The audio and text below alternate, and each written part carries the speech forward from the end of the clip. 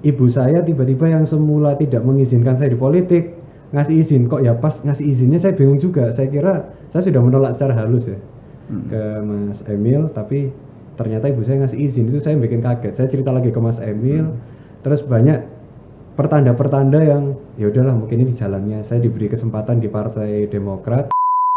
Jadi kita mencoba untuk memberikan warna baru, Mas. Ya. Komunikasi politik yang semula kaku kita buat lebih dinamis, Cair ya. kita lebih santai. Bahwa politik itu tidak melulu mengenai kebijakan-kebijakan yang kaku, yang seakan-akan ini kalau tidak melakukan A efeknya seperti B dan lain sebagainya. Kita buat sedinamis mungkin, seindah mungkin, sebahagia mungkin.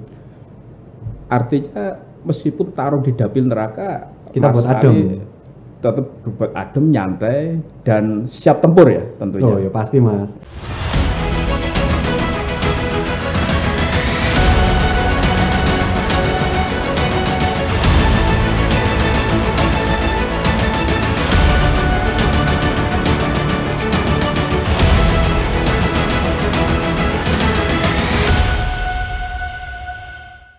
Assalamualaikum warahmatullahi wabarakatuh. Selamat sore, salam sejahtera dan salam sehat untuk kita semuanya. Tribuners, bertemu lagi dengan saya Mujib Anwar, penanggung jawab Tribun Jatim.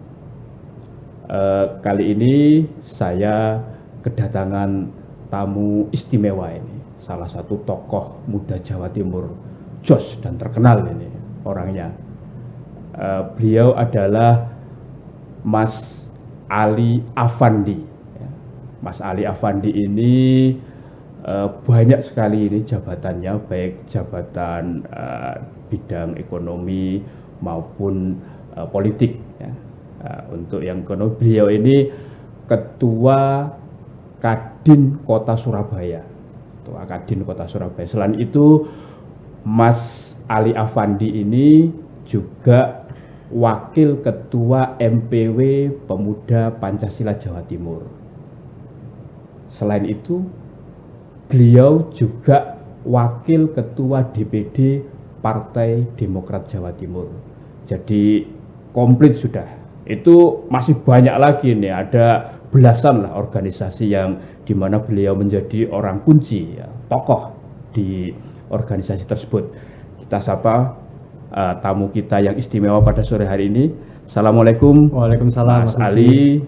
Gimana Terima kabarnya, Mas? kasih. Alhamdulillah kabar baik. Kabarnya Mas Ali gimana? Alhamdulillah. Ya, Mas, terima kasih loh sudah datang ke podcast Tribun Jatim Justru Network. suatu kehormatan buat saya, Mas. Ya. Saya terima kasih diundang di podcast ini. Ya, Jadi bisa silaturahim, amin. ketemu langsung. Yeah. Mas Ali, apa Mas ini kan? Mas Ali ini kan tokoh muda di Jawa Timur yang cukup terkenal, dikenal oleh masyarakat, terutama tidak hanya kalangan pebisnis tapi juga kalangan pemuda milenial, kan, generasi Z ya. Apa Mas ini aktivitasnya sekarang ini? Ya, sekarang lebih sering silaturahim, interaksi sama masyarakat. Tetap alhamdulillah mungkin hanya ngontrol-ngontrol bisnis sambil diskusi. Setiap hari Senin, Rebo, hari Selasa, Kamis, Jumat kita lebih di lapangan, Mas. Oh, Jadi gitu kita ya. lebih banyak berinteraksi, lebih banyak silaturahmi, ngurusin organisasi, ya hobi itu, Mas. Oh, hobinya itu ya. Hobinya. Kalau yang jadi direktur, jadi komisaris itu cuma jadi pekerjaan sampingan kayaknya sekarang. Ini luar biasa ya. Jadi kerjaan sampingannya itu jadi komisaris, jadi direktur ya. Hobinya itu silaturahmi. Luar biasa. Karena silaturahmi itu ini ya, memperpanjang rezeki, umur. memperpanjang umur. Mas Ali, ini kan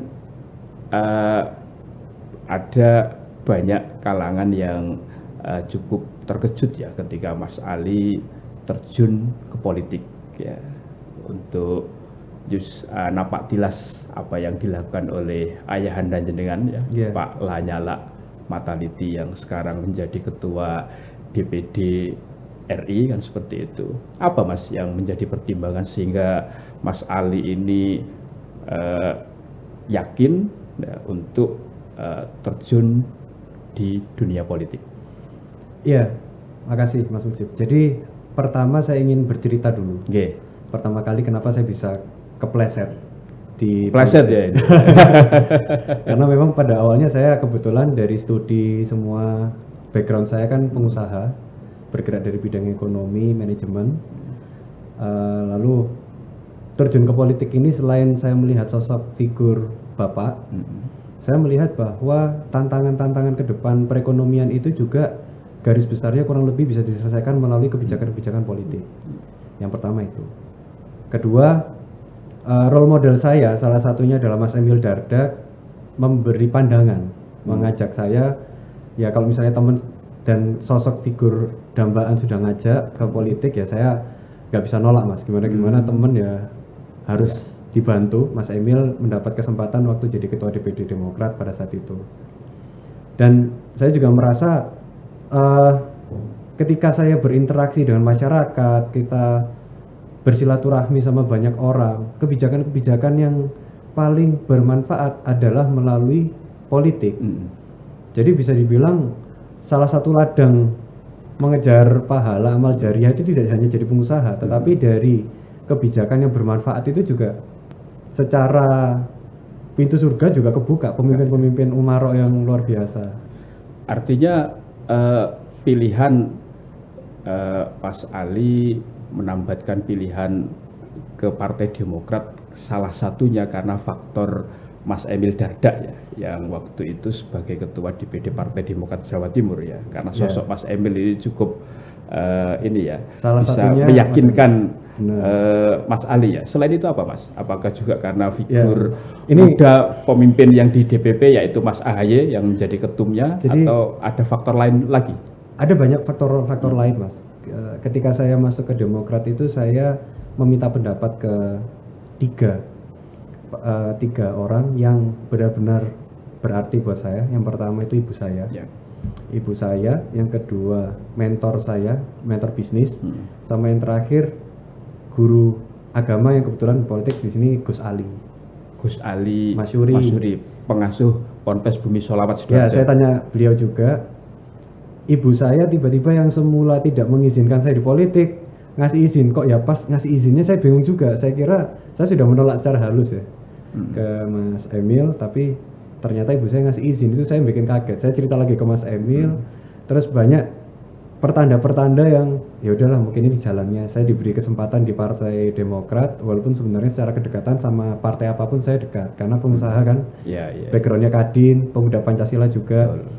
Tetapi yang saya tertarik adalah platformnya ketika mungkin nanti insya Allah diberi amanah, Demokrat memberikan keleluasaan bahwa Mas Andi bukan lagi jadi milik seorang Demokrat, tapi statesman, negarawan yang dimiliki oleh siapapun dan harus bisa mengakomodir seluruh kepentingan dan seluruh warna. Itu yang bikin saya, oh berarti Demokrat memberi ruang untuk saya berpolitik dengan cara masing-masing.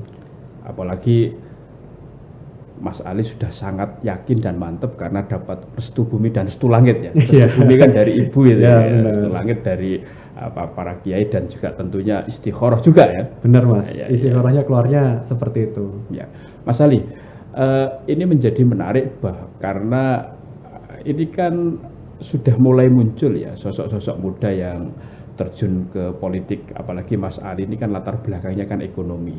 Kalau darahnya pembangunan itu kan pasti kan ekonomi, tapi kebijakan pembangunan itu kan pasti digodok di ruang-ruang politik kan seperti itu yang DPR apakah itu mulai pusat, provinsi maupun kabupaten kota. Nah, ini kan mau digelar pemilu serentak atau pemilu 2024 yang tanggal 14 Februari 2024. Nah, Mas Ali ini nanti akan running atau sebagai bakal caleg ya dari Partai Demokrat untuk Dapil 1 Jawa Timur, Insya Allah, atau wilayah Surabaya dan Sidoarjo.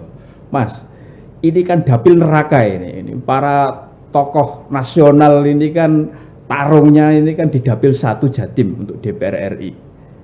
Gimana ini? Sangat yakin nanti bisa terjun langsung tarung di dapil neraka. Ya, sebenarnya kalau dapil neraka itu agak ngeri-ngeri sedap juga ya. Tetapi ada beberapa pertimbangan yang mungkin Partai Demokrat mengamanahkan menugaskan saya di Dapil 1 karena saya besar dan berkarya di Surabaya. Itu yang pertama. Kedua, mungkin diperlukan gagasan-gagasan baru, narasi-narasi baru dan karya-karya baru di politik, khususnya di Kota Surabaya dan Sidoarjo. Jadi kita mencoba untuk memberikan warna baru, Mas. Komunikasi politik yang semula kaku kita buat lebih dinamis, cair ya. Kita lebih santai, bahwa politik itu tidak melulu mengenai kebijakan-kebijakan yang kaku, yang seakan-akan ini kalau tidak melakukan A efeknya seperti B dan lain sebagainya. Kita buat sedinamis mungkin, seindah mungkin, sebahagia mungkin. Artinya meskipun taruh di dapil neraka, kita buat adem, tetap buat adem, nyantai dan siap tempur ya tentunya. Oh ya pasti Mas. Dengan kita diamanahkan di situ harus totalitas, karena gimana pun, karena sebagai ketua Kadin juga kita memiliki aspirasi dari tokoh-tokoh dan pelaku ekonomi khususnya di Surabaya Sidoarjo. Kan banyak Mas. Investasi juga untuk berkembangnya suatu perekonomian daerah itu kita memerlukan keterwakilan. Nah kebetulan saya mungkin dimasukkan ke dalam situ mewakili pertama kaum milenial dan generasi Z sebagai keterwakilan anak-anak muda. Yang kedua dari sisi ekonomi, yang ketiga dari sisi organisasi. Jadi organisasi kebetulan teman-teman semua dipergerakan tahu sendiri bahwa kolaborasi antar aktivis, akademisi dan pengusaha itu akan melahirkan sebuah keputusan yang lebih bermanfaat tentunya untuk masyarakat. Ya. Mas Ali, pemilu 2024 itu kan pemilih terbesar itu kan dari kalangan milenial dan generasi Z. Ya, 54% kalau nggak salah. 54%, sekitar 54%. Nah, Mas Ali ini kan mewakili kalangan tersebut. Bagaimana ya cara dan upaya Mas Ali Afandi ini untuk meyakinkan kalangan pemilih terbesar di 2024 tersebut? Bisa diceritakan Mas? Iya Mas Mujib. Jadi saya adalah generasi milenial Mas, Gen Y. Bisa dibilang kelahiran 88 itu sekarang usia 35 tahun. Kan kalau pemilih pemula 17 sampai 39 tahun. Usia emas loh ini. Ya insya Allah Mas. Makanya saya ini harus benar-benar berhati-hati juga dalam melangkah. Kita ingin gagasan-gagasan baru dari milenial dan Gen Z semuanya. Seperti Pak Karno aja jadi presiden pada saat waktu itu umur 40. Saya merasa insya Allah dengan keterwakilan teman-teman anak-anak muda dari partai apapun, nggak harus partai Demokrat, ada keterwakilan di parlemen, itu akan membawa gagasan-gagasan baru, cara-cara baru, sudut pandang baru yang kira-kira insya Allah bisa bermanfaat. Ada beberapa isu yang menarik Mas, ketika kita berbicara tentang milenial, berbicara tentang Gen Z, mereka memiliki 5 key issues. Yang pertama, mereka otentik. Generasi milenial ini nomor satu otentik ya. Dari 5 kunci isu utama yang ada di kalangan milenial ya. Otentik, originalitas. Kita bisa dibilang gen milenial ini generasi instan katanya. Minta generasi mie instan, minta sukses instan. Kita perlu cara-cara affirmative action untuk bisa mempercepat. Kebetulan saya alhamdulillah dikelilingi dan mendapatkan privilege untuk bisa diberikan ruang untuk berkarya. Nah harapan saya tidak hanya dari latar belakang keluarga atau latar belakang kemampuan ekonomi, tapi gimana caranya semua memiliki kesempatan yang sama. Yang kedua itu mengenai mental health, kesehatan mental Mas. Kesehatan mental. Kalau dulu kita ngomong kesehatan fisik aja, tetapi ternyata kesehatan mental ini sangat berpengaruh terhadap generasi milenial dan generasi Z. Nah ke depan gimana caranya, yang paling penting kan bahagia penduduknya. Berarti kalau bahagia kan secara kesejahteraan, kemampuan ekonomi sudah mampu, urusan ekonomi dapur sudah beres, dia bisa meningkatkan kualitas hidupnya. Jadi di milenial itu key issues-nya salah satu originalitas, habis itu ada kesehatan mental, ada internet ya, sosial media, kreasi sosial media, dan sekarang jenengan tahu juga bahwa netizen ini maha benar dan maha big data yang sangat luar biasa sekali. Tanpa digerakkan nyari sendiri ya. Ya, bisa dibilang itu adalah movement. Jadi Gen Z sama generasi milenial itu movement. Yang keempat kolaborasi. Kalau dulu kita ya sorry to say dari generasi sebelum-sebelumnya mungkin perjuangan di lapangan itu sangat berat. Kan kalau cerita dari generasi kakek, bapak dulu sangat luar biasa lah untuk bisa mencapai posisi sekarang. Tapi sekarang kan karena adanya kemajuan teknologi, waktu, movement kolaborasi ini sangat penting. Tidak ada lagi kompetisi. Semua serba kolaborasi. Tidak ada lagi kompetisi yang saling menjatuhkan, tapi saling memuliakan. Gimana caranya kita bisa value creation, menciptakan sebuah value, baik itu dibilang ekonomi, sosial, budaya, pendidikan, dan lain sebagainya. Nah, yang terakhir ini adalah leadership, kepemimpinan, Mas. Kita anak muda ini butuh sosok atau figur atau butuh yang bisa melatih kepemimpinan, karena bagaimanapun kepemimpinan itu penting, terutama bagi orang-orang yang influencer, bisa lebih bijak dalam menciptakan kreasinya. Dia sebagai public figure punya masa netizen yang jutaan mungkin. Sekarang movement gerakan netizen kan bisa berapa menit mereformasi perpajakan di Indonesia, mereformasi sebagai kontrol pejabat publik yang flexing ketahuan semua. Itu ya bisa dibilang blessing in disguise juga, Mas. Jadi kayak gitu, Mas Mujib. Ya, artinya Mas Ali tadi menyebutnya apa? Ini kan kayak Pancasila kan, 5 hal utama kan yang nanti akan menjadi ini ya kampanye Mas Ali untuk meyakinkan kalangan milenial selaku pemilih terbesar ya, ceruk terbesar di pemilu 2024. Mas Ali ini kan mewakili generasi muda milenial dan sekarang sudah memilih terjun dan aktif di politik. Ini kan ada beberapa hal yang seringkali menjadi sorotan. Kalau mau terjun ke politik itu harus sudah selesai, artinya tidak memikirkan bidang ekonomi atau urusan dapur. Nah, Mas Ali ini kan sudah selesai kalau soal urusan dapur kan, seperti itu.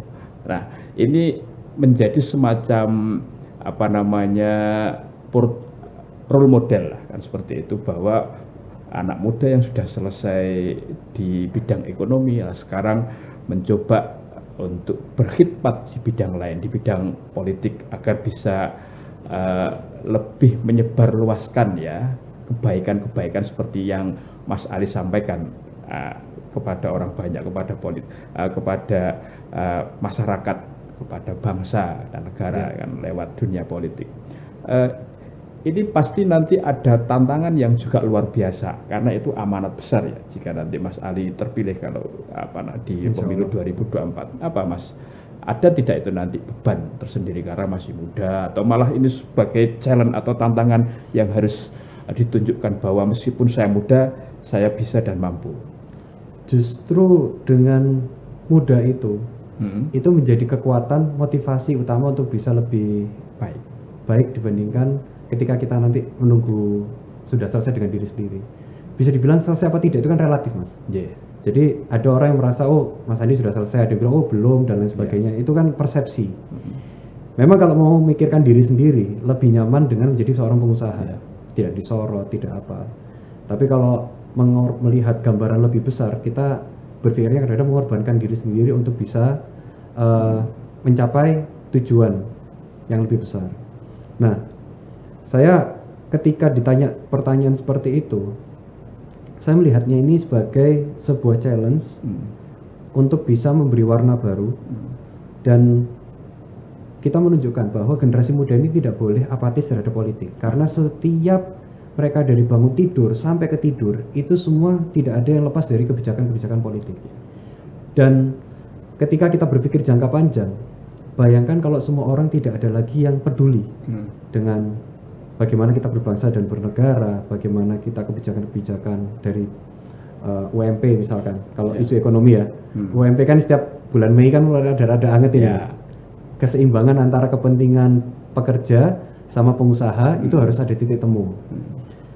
Terus yang kedua, keterwakilan anak-anak muda ketika nanti 54% pemilih muda menentukan pilihannya di tahun 2024. Intinya adalah kita harus mengedukasi mereka, jangan sampai mereka salah pilih. Ini merupakan sebuah titik di mana kita mengevaluasi anak muda ini peduli apa enggak terhadap negara kita mau kemana. Kan Indonesia Mas Pak Jokowi sudah mencanangkan 2045 dengan segala grand plan-nya, perpindahan IKN, kebijakan-kebijakan lain.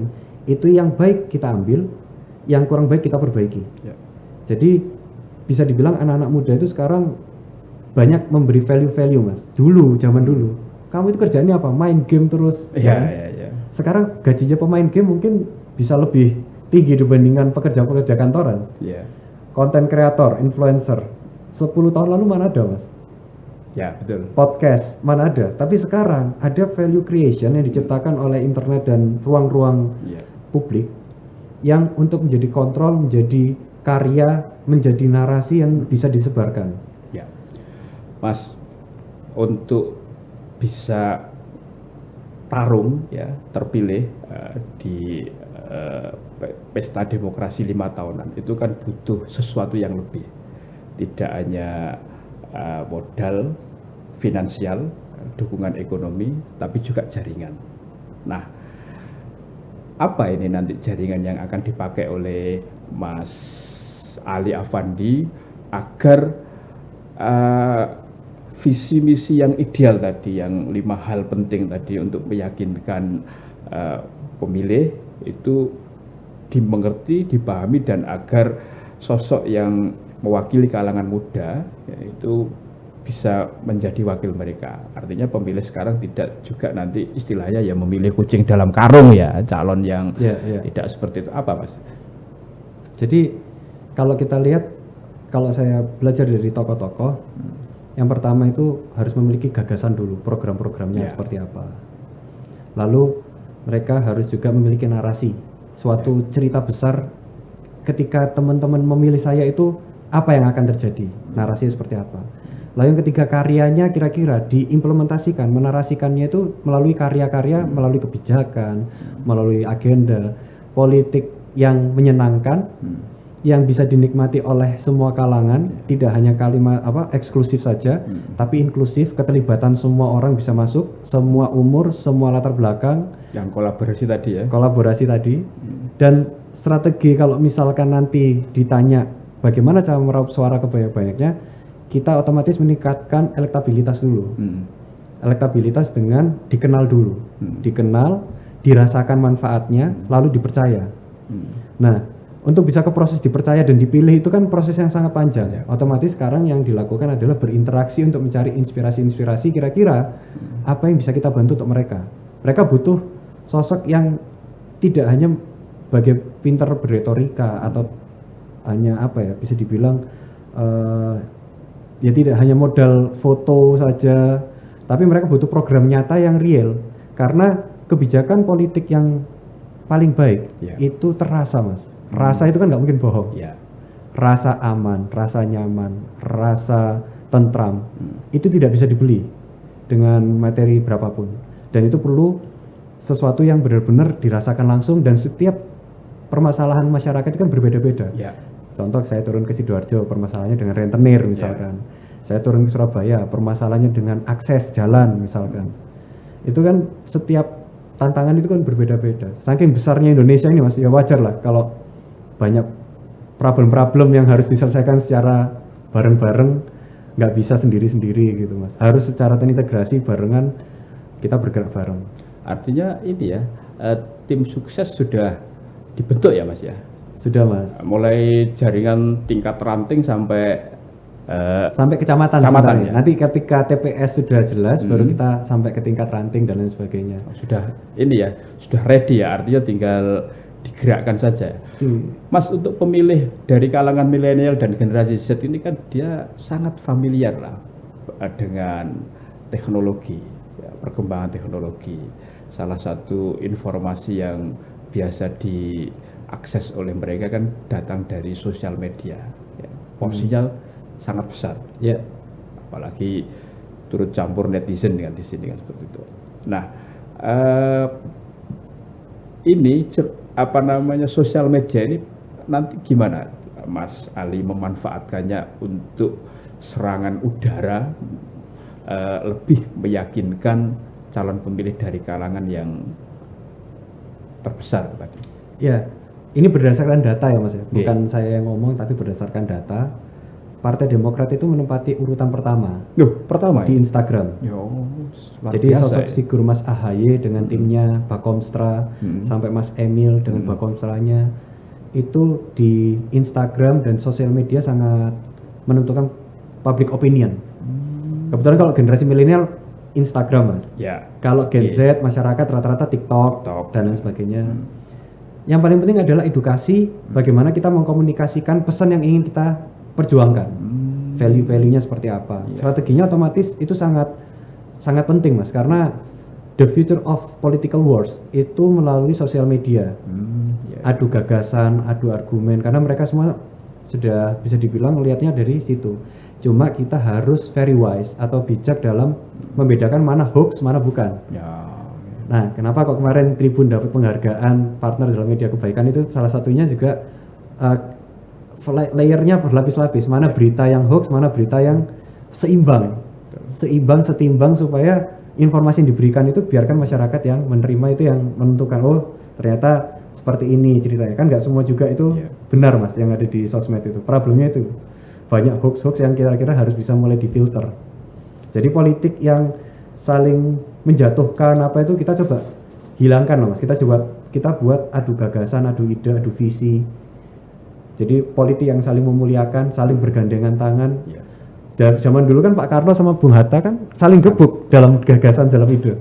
Tapi ketika sudah ngomong Indonesia, bergandengan tangan dan menurunkan ego masing-masing. Masa kita sekarang 2023 nggak bisa Mas? Ya, Mas Ali,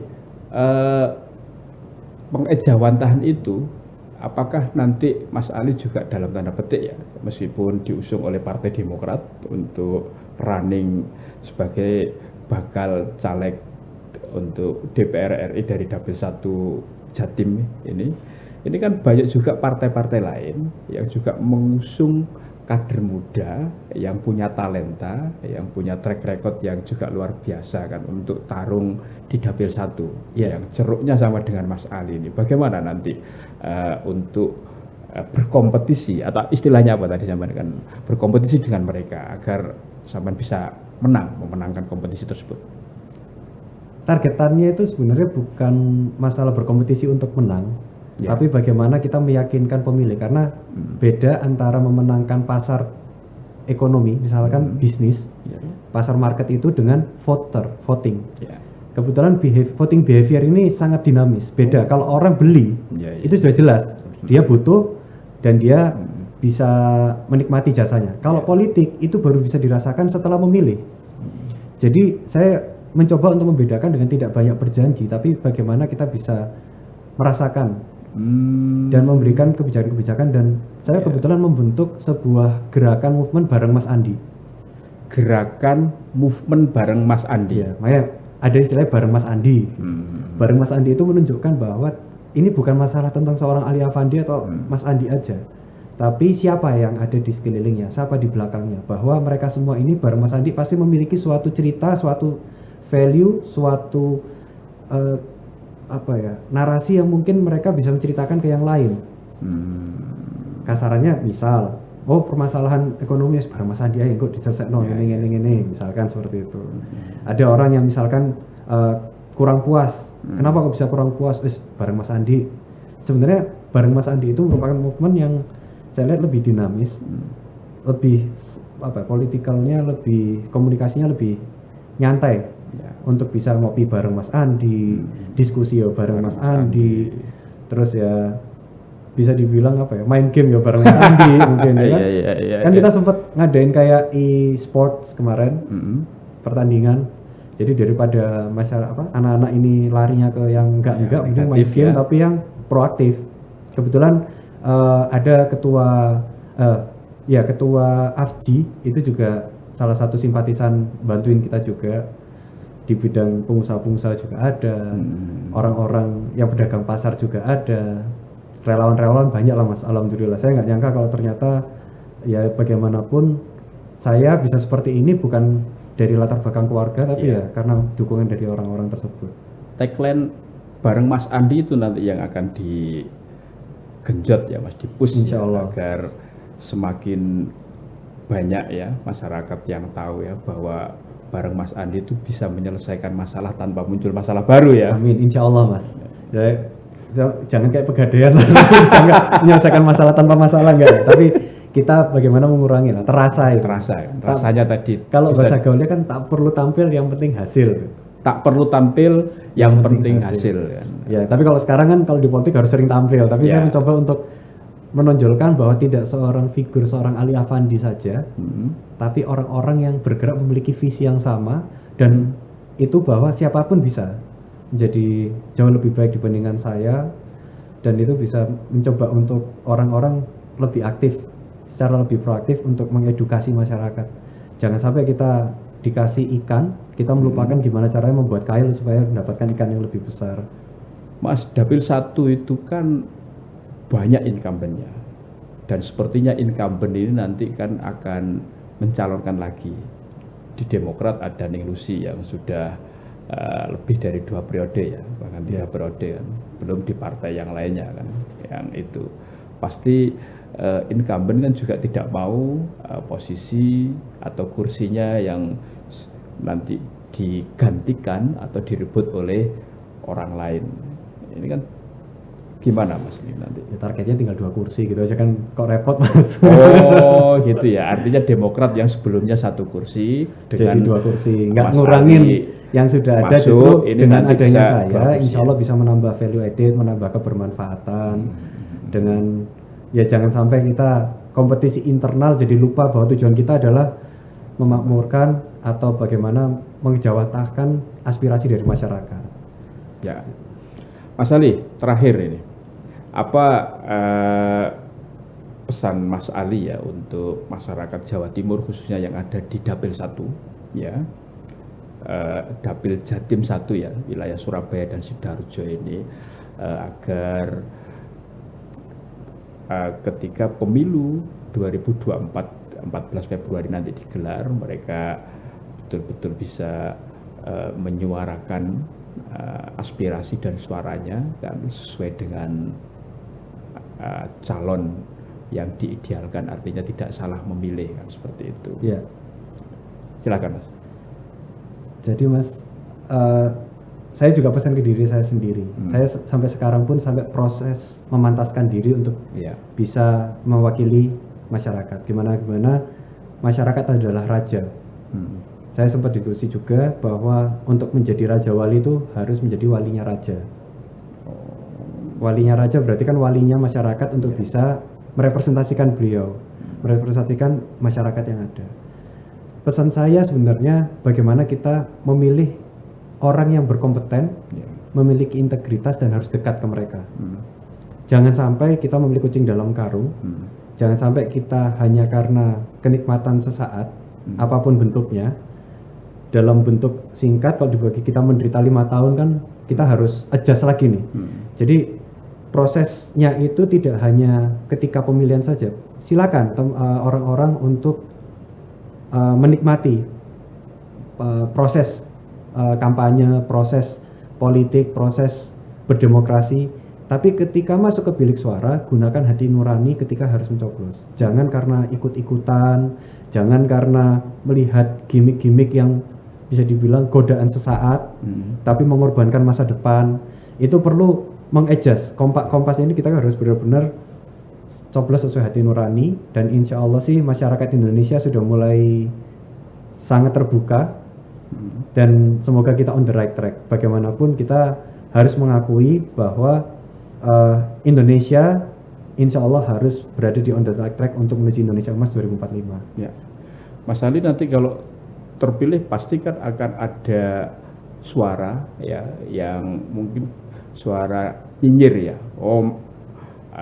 Mas Ali Afandi atau Bang Andi ya. Mas Andi ini nanti terpilih karena orang tuanya tokoh kan, yang sudah lebih dulu aktif dan berkarir di politik, bahkan menjadi salah satu tokoh nasional.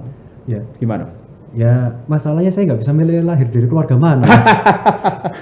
Jadi kalau misalkan ada sisi apa nyinyir seperti itu dari ya Andi mendapatkan privilege lah, kalau Andi itu sukses ya karena orang tuanya, itu sudah biasa. Tapi mempertahankan nama baik, mempertahankan marwah keluarga. Bagaimanapun saya bisa seperti ini memang karena jasa orang tua saya, bapak dan ibu, dan guru-guru saya yang pernah ngedidik saya, teman-teman saya, rekan-rekan organisasi saya, sahabat-sahabat saya, dan bahkan masyarakat itu sendiri yang membentuk saya bisa seperti ini. Kalau misalnya mereka tidak membentuk saya nggak mungkin bisa di posisi sampai sekarang ini, Mas. Dan doanya guru-guru dan semua orang tua itu ngebentuk saya seperti sekarang ini. Mungkin terdengar naif, tapi itulah kenyataannya. Jadi kalau misalnya ngadepin orang-orang yang nyinyir, Mas, udah biasa, Mas. Bicara di belakang kan berarti kan kita di depan. Kalau misalnya bicara dikritik di depan itu ya malah nggak apa-apa, dalam arti kita terbuka. Tapi prinsipnya nyinyiran itu justru menjadi motivasi saya untuk jauh lebih bagus dan lebih baik lagi dari sekarang. Tapi saya berterima kasih kepada orang yang ngebentuk saya, dari orang yang nyinyir sampai orang yang mensupport secara tulus kepada saya, dan itu menjadikan saya seperti ini sekarang. Mantap, Jos, mantap ya Mas Ali Afandi, atau disapa ini ya Mas Andi. Tribuners, demikian tadi wawancara eksklusif saya dengan Mas Ali Afandi, Wakil Ketua DPD Partai Demokrat Jawa Timur, sekaligus Wakil Ketua DPW Pemuda Pancasila Jawa Timur, dan Ketua Kadin Kota Surabaya. Kita bertemu dengan wawancara eksklusif bersama tokoh-tokoh politik di Jawa Timur lainnya. Saya Mujib Anwar undur diri. Terima kasih. Assalamualaikum warahmatullahi wabarakatuh. Selamat sore, salam sejahtera dan salam sehat untuk kita semuanya.